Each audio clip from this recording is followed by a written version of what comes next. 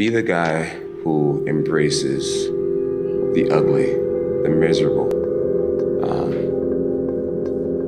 Be the guy who embraces hard work, the grind. Don't be afraid of being hurt. Don't be afraid of sacrificing some blood. Why be normal when you can be the best? I don't want to be normal. I want to make the difference. So everything I do, I want to make the difference. Because when I make the difference, I'm the best. And that is not arrogance, that is confidence for me. The bottom line is, no one's coming. No one. No one's coming to push you. No one's coming to tell you to turn the TV off. No one's coming to tell you to get out the door and exercise. Nobody's coming to tell you to apply for that job that you've always dreamt about. Nobody's coming to write the business plan for you. It's up to you. And because you're only ever going to do the things that you feel like doing right now or that feel good right now, unless you understand that you've got to parent yourself, you got to push yourself, you're not going to make your dreams come true. You're just not. We're not wired that way. You weren't born that way. You weren't that way when you were growing up, and you're certainly not that way as an adult. The thing is with me is I don't give a fuck. I don't give a fuck. I don't give a shit what anybody says or what anybody thinks. I have this mindset. I know exactly who the fuck I am. I have my circle of people that I hang around with who know me and know what I'm about and whatever. And anybody else who doesn't like it or doesn't want to, fucking bad. Okay. Find out who's with you and who's not when the shit hits the fan. Yeah. You know what I mean? You say this all the time. It happened with me and my employees during COVID, right? During COVID, they're laying people off and whatever. We didn't fucking lay anybody off. Everything you're going through is preparing you for what you asked God for. Yeah. In front of that arena. You know, if you have a clear picture in your head of something is going to happen, and a clear belief in that it will happen no matter what, then nothing can stop it. You know what I mean? It is destined to happen, and that's what happens. You know what I mean? It's perfect. You really focused on practice. Tell us what you brought to practice and how you sort of made that standard for the rest of your team. Well, I mean, here's why practice was important to me. Not from just the standpoint that I enjoyed playing. Like, I enjoyed being there. I enjoyed getting better. But as a leader of a team, it's also your responsibility to elevate the rest of the guys. And what people tend to get stuck on a lot is saying, okay, the way to make players better is to pass them the ball when they're open. That's a very trivial way to look at things. What you have to do is you have to get them emotionally to want to be better. You have to get them to an emotional space where they wake up every morning driven to be the best version of themselves, right? How do you do that? And in practice, for me, it was a chance to drive them, to challenge them, right? And this is where you have to know your teammates, because if it's late, you just had a back-to-back, and we had practice the next day, and you show up, and guys don't feel like going through the motions, don't feel like practicing. It's important to know each and every one of them individually, personally, because then you know what nerve to touch. Don't half-ass it. Don't half-ass it. Boy, that never goes out of style, does it? I mean, think about it. If you're gonna do something, if you've chosen to do something, whatever it is, easy, hard, if you give it your all and you don't half-ass it, win, lose, draw, get what you want, don't get what you want, whatever the outcome is, if you don't half-ass it, at least you're not gonna have to wonder, oh, would the outcome have been different? What if I did give it my all? And boy, wondering that is what keeps us up at night. You've got to want it as bad as you want to breathe. And if you want it that bad, if you're willing to give it that much, you get a big piece of what you want. Yeah, everybody's at the best of their game. They're all crazy. They're all crazy, no matter what you do. Madness and genius are next door neighbors, and they borrow each other's sugar. Because you gotta abandon personal relationships. You gotta be totally unbalanced, completely obsessed, and focused upon your goal. I think that the world is made up of people with either killer instincts or without killer instincts, and the people that seem to emerge all the time, it doesn't mean they're the best people, and it doesn't mean they're the happiest people, and in fact in many cases, and in most cases, they're probably not. But the people that seem to emerge are the people that are competitive and driven and with a certain instinct to win. But you want to be the one that says, fuck it, I'm going to do it anyway. I know I don't feel good today, but I'm gonna go out there and I'm gonna prove to myself that even on days that it doesn't feel right, I push myself. The only way to gain confidence in yourself is to build something. It's not to wait for it to happen. The bad days create the story that I'm one day going to tell myself about what I got through. Without the bad days, the story would be way more lame. There would be no glory in overcoming anything, because what did you overcome? We're not men because we face the battle and we get immediately victory every time a battle comes up. We're men because we face the battle and we stay in the battle when we feel like we're losing and we feel like we're getting beat up. But we stay in there and we keep fighting and we plant our feet and we say, until death do I part. This is me, and I will fight this battle, regardless of what the battle is. My soul is not contained within the limits of my body. My body is contained within the limitlessness of my soul. One unified field. One unified field of nothing, dancing for no particular reason, except maybe to comfort and entertain itself. And as that shift happens in you, you won't be feeling the world, you'll be felt by it. You'll be embraced by it. Now I'm always at the beginning. I have a reset button, and I ride that button constantly. Once that button is functioning in your life, there's no story that the mind could create that will be as compelling. The imagination is always manufacturing scenarios, both good and bad, and the ego tries to keep you trapped in the multiplex of the mind. Our eyes are not viewers, they're also projectors that are running a second story over the picture that we see in front of us all the time. Fear is writing that script, and the working title is, I'll never be enough. And you're gonna look at a person like me and say, how could we ever hope to reach those kind of heights, Jim? How can we make a painting that's too big for our home? How do you fly so high without a special breathing apparatus? This is the voice of the ego. And if you listen to it, there will always be someone who's doing better than you.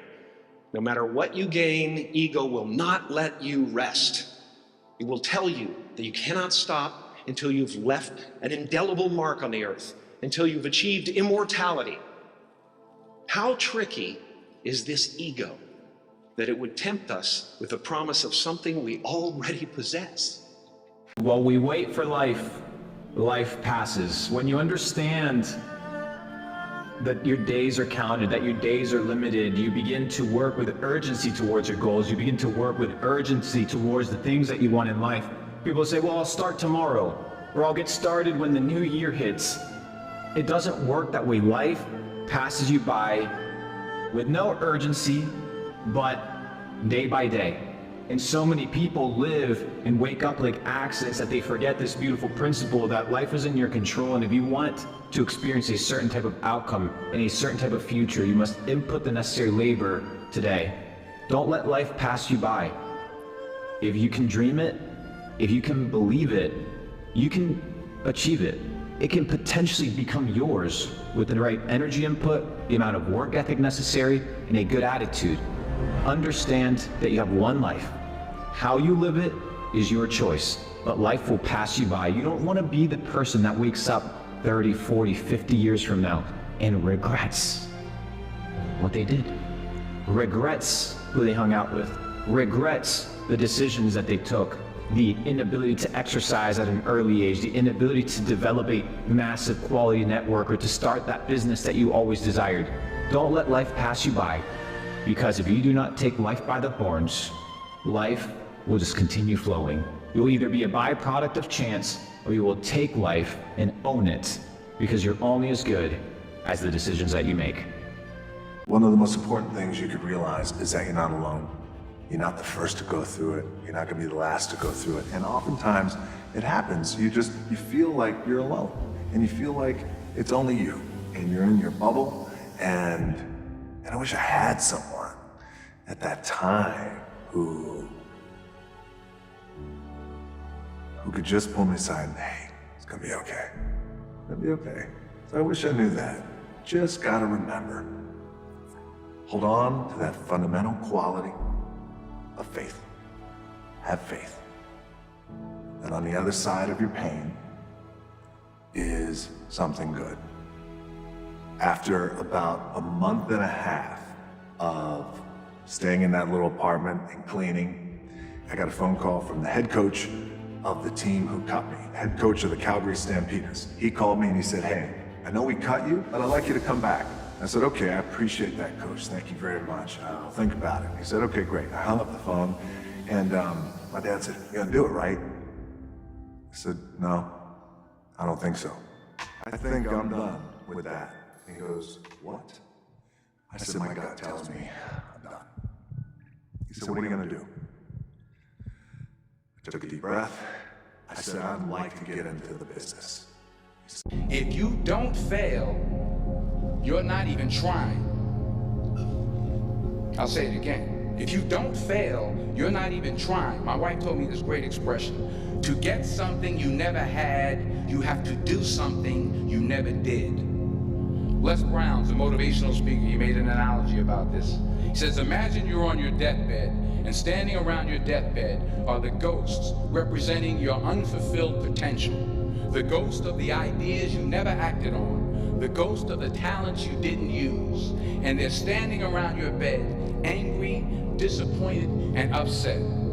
They say, we came to you because you could have brought us to life, they say. And now we have to go to the grave together. So I ask you today, how many ghosts are going to be around your bed when your time comes? The quote and the phrase that I'm using is lock the fuck in. I'm talking to you. Lock the fuck in. We don't have time for any of the bullshit. We don't. Lock the fuck in, chat. You gotta lock in, like, and again, I'm saying this for myself, but I'm sharing it with you guys as you come on the journey with me. It's like, that's all you're gonna hear me say to a lot of people at times. Is like, yo, I don't have time to hear your fucking excuses. Lock the fuck in. We don't have time for all the excuses like, yo, it's okay, you can get rest, you can get this, you can get that. That ass? That's the type of energy you want to be on. I'm not trying to hear that shit. I'm not trying to be baby. And I pray that some of y'all at home are not trying to be baby either. It's time to lock in. Whatever you're doing, lock the fuck in. You have to build a person that can withstand the pressures of whatever they're going to be dealing with in life. I'm not trying to send a message of run 200 miles, be the baddest motherfucker in the world, but be tough. You better have a part about you that's tough, a part about you that can break down situations and get better. And break down situations very quickly within some trauma in your life, some devastation in your life, because it's gonna come. The devastation, the trauma is gonna come. The 24-hour use. What would you tomorrow want you today to do? The reason that it's so effective, I think, is it rips you out of the moment and it stops you from relying so heavily on the confused chemical signals coming from your body, and instead it gives you a bit more distance. It depersonalizes the decision. It helps you treat yourself like a friend that you're responsible for helping, in Peterson language. It forces you to optimize for long-term thinking rather than immediate gratification. It reminds you that ultimately decisions aren't being made for you now, they're being made for you in 24 hours, in 24 days, in 24 months. The work works on you more than you work on it. And so, if you want to be the best in the world at something, you do the work to become the best in the world, and the work works on you.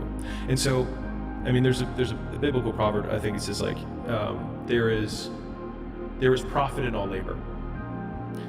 And that means that even if the thing that you're working on right now doesn't amount to the outcome that you expected that it would, it doesn't mean that you don't become better through doing it. There's no luck in this game, and it may be a little bit of luck, but the luck happens after you bust your ass and you put yourself in that lucky situation. Luck doesn't happen. You put yourself in that situation where luck might fucking happen. And that's what people don't know. But to get there, luck ain't gonna happen. You have to put yourself in that situation, man. It takes a lot of work. Just doing it makes you do more. Like, do more hard shit makes you do more hard shit. Understand that you want it bad, so you're willing to put in the work and do things you don't want to do. It's what makes you have that the confidence that you know how to push through, and the mentality that I'm the type of dude to get shit done. I want to see what you do when you're tired.